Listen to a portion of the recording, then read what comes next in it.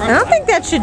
You should put your coat back on then. No, I'll be okay. I'll be okay. You're gonna turn purple. Well, I'll make it quick, I guess, then. I need to be further. I'll be closer. All right, 2 minutes because he's about to freeze in hypothermia before we do this. No, just to be in the shot more, just to be. Yeah, he's snuggling into Dave. Yeah. All right. We'll be spooning by the time the interview's over. Ooh, that would get the ratings up. Don't ruin the ending, you know. Don't be a spoiler. Well, no. Well, there's spoiler, but there's foreshadowing. What can you expect if you can't? The foreshadowing would be just an awkward like touch on the knee, just like oh, excuse me. Hi, David Cav here.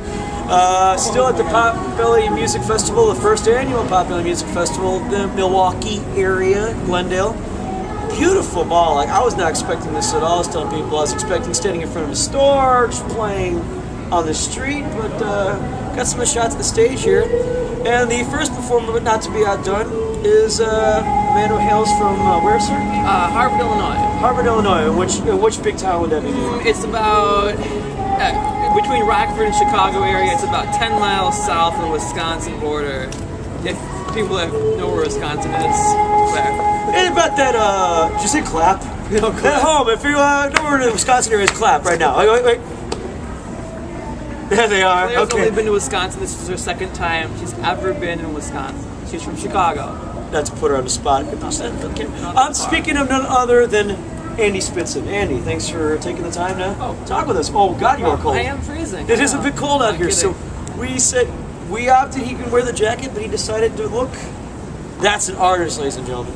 Speaking of artists, how long have you been doing this? About 10 years. Okay. Is this something, being a singer-songwriter musician, is it something you've always known you wanted to do? Did you happen to fall into it, or? Me and my brother started when we were young. We found my dad's guitar in the attic, and we started sneaking up there when they were away at work, and we strung around it. We finally got playing it. So I've been in a band 4 or 5 years, and I've been in the last 3 years just solo acoustic. You're not doing the band anymore? Occasionally, if we have like a CD release, we'll get a band together or a bigger event. No, mostly just doing traveling, doing the one-man act thing. Easy for travel. So you do travel. Do you travel Midwest all over? What's your range of travel? Mostly the Midwest. I want to do more college tours. We can do stuff across the country. I've always dreamed of making a trip over to Europe somewhere and just backpacking and doing some little, pubs here and there and see what happens. Okay. So have you only been touring since you've been solo, or have you done that with a band as well? And if so, if you've done it with the band and yourself, well, first of all, have you done it with both the band and yourself? Yes. Okay. On small scale tour, nothing big like. So both. What do you find? Do you like one more than the other? I mean, it's safe to say it's obvious there's differences between traveling by yourself and a band.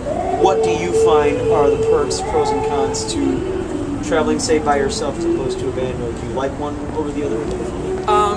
I would say there's between performing and traveling. Traveling by yourself, so much easier, less hectic. You don't have to keep track of anybody. You know where you need to be, when you need to be there. Performing, I would much rather be in a band.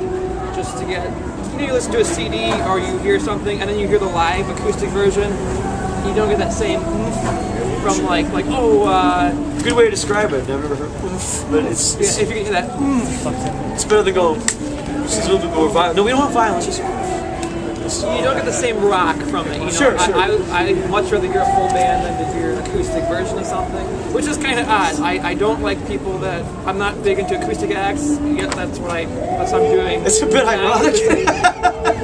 I don't know. I mean, I would much rather be playing electric guitar. Okay. So interesting you say that. So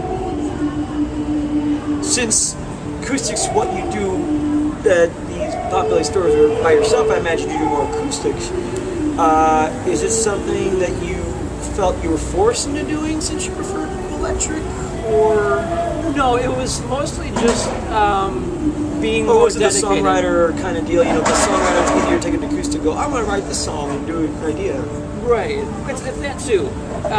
Most of it's just being overly dedicated to it. I mean, there's people that plenty of people that play guitar and are in bands, but to really be like, it's a lifestyle. Really, you know, I always have like my notebook with me all the time. Everywhere I go, I have a notebook with me because you might come up with a Sure. song title right then. Sure. And that's your life. Or if someone says something to you, you're like, oh, that's a song title. You write it down. Sure. I can totally relate to that. It's not a 9 to 5. That's your life. You have to, everything you're dictating or bringing in, writing down, like that could be a hit someday for you. You know, I'm glad you said that because unlike the 9 to 5 job, I find for myself that I'm always working. You know, like I'm the kind of guy at midnight, like, you send things so late at night, like 12 o'clock in the morning, like doing the social media thing. I'm like, yeah, that could be work for me. You know, it's getting yourself out there and it's the kind of lifestyle. Which, speaking of social media, because that's kind of what this is on. I don't know, how often as a singer-songwriter do you use it, or do you incorporate that with your career per se? We were on Twitter. Dave was trying some stuff on Twitter this afternoon. I am not on Twitter as of yet. I do MySpace and Facebook. Facebook's only recent too. My actual adventure in music, I really want to be just a songwriter for other artists. I want to do like licensing. Oh. Where you wouldn't need much of the, like, it wouldn't be focused around me. It'd be more around pitching it to other people. So, and I'm working with some, what do you call it? Producers and studio engineers that have connections with other songwriters. And that's my long-term goal. I want to write songs for the radio, but not be the guy on the radio. Okay, so I'm kind of fighting that. Like, okay, I want to keep my name out there to promote myself, and make connections, but then also I don't want to be so intertwined that I need to be, contacted 24/7 because I want to kind of relax while I'm writing. That's interesting. So, because most people like myself, the whole like rock star thing is what I strive to be, and I think it's just a dream that everyone has. But you're saying you'd be okay with a comfortable living, or more than comfortable, just writing songs and getting your work out there, is what you're saying. Right. But that's more success, I think, guaranteed to do that if you're, comfortable and just keep on the pavement. Have you found success licensing anything yet?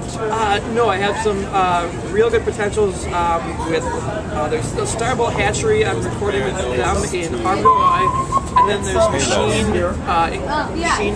Records, just Machine Incorporated out of Lake Geneva, and there's also Roger Adler Music. He's from Crystal Lake. Those are the three guys I'm in right now with doing music, and they got good guys, good connections. They've been very helpful getting me started. We haven't broke through anything licensing yet. We're in the middle of recording some music with them, but very, very promising. It's just something. It's totally behind the scenes. Like you said, everybody wants to be rock star.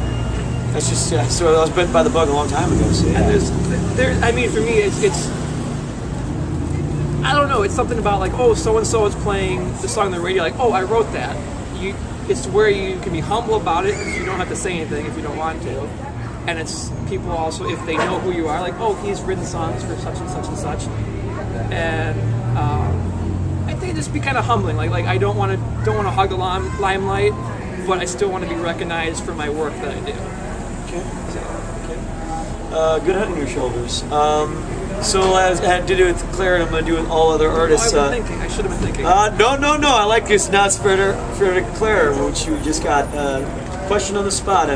I don't know. Just first thing comes to mind. Any questions for me or anything you're curious about? Okay. Well, my biggest fear is heights. I hate heights. So is there something, is an animal you're afraid of, or maybe it's, or I hate velvet. Touching velvet, don't get velvet around me. Like what's something that just makes you like hurt? Like don't. What's hilarious is Claire's face behind it. Don't put that near me. Oh wow! Velvet. Most people don't touch me with velvet. Silk or velvet, like that'd be nice, but oh yeah. Fear. What's something like you couldn't sleep at night if you knew this was outside your door, or someone was trying to feed you this, or you could only eat this for the rest of your life. I don't know. First thing that comes to mind. People say fear of failure. Sometimes I wonder if it's fear of success. It's the reason it just kind of sounds really neurotic. But if you think about it, I mean, what are the things that block us from being totally successful? What are some of the things that hold me back in my inhibitions? Why have I not broken through? Is it because I have a lesson to learn, or is it because you hear things about the secret and positive energy and all that kind of thinking? It's like you can only think positive so many times. Like, okay, what's going to happen? Right. Is it a matter of impatience? Something I struggle with every day. I don't know. Only thing that I can think of is that the only form of failure is just stop completely quitting. So I guess the fear of losing my spark, the fear of losing my motivation. So just keep going every day to keep motivating myself, and just come to events and meeting people like yourself and other songwriters who are doing this. And yes, I'm not alone. And fear of being alone, I think it's another one, huge one. Well, plus you've been playing for 15 years. Well, I've been playing off and on. Okay. Make it more. Been doing this more full time. Haven't had a day job in the office since 2005. So about 5 years. I think it's like you're saying, the fear of failing. Like you've gone this far. But yeah, there's no holds back now. Like money. Stop. When could you have made it? Right, and money's it's a feast or famine. Starving artist. My girlfriend's like, you need a real job, and it's like I'm like, no, I can't get a real job. It's kind of like failing for me. I'd be like going backwards, and I probably might need a second job, but at the same time, it's like I can't stop this now. I've been doing this too long, and you ever get that feeling that something's about to break? You just keep going. It's about to break the surface. Not to be arrogant, but like I haven't. Like you just already said, I haven't done this long to just stop now. So I'm having a good time, loving doing this, and just enjoying the journey more. So this is just what I love to do. But this isn't all about me, it's about Andy Spitson. Thanks so much for taking the time to talk to us. If someone wants to find you on the internet, learn more about your music, any gigs, where do they go? It is andyspitson.com, ANDYSPITSON. You can probably Google me, it's probably the best way. You can find different links for music and videos and shows and all that. Okay. Please check it out. All right, thanks so much.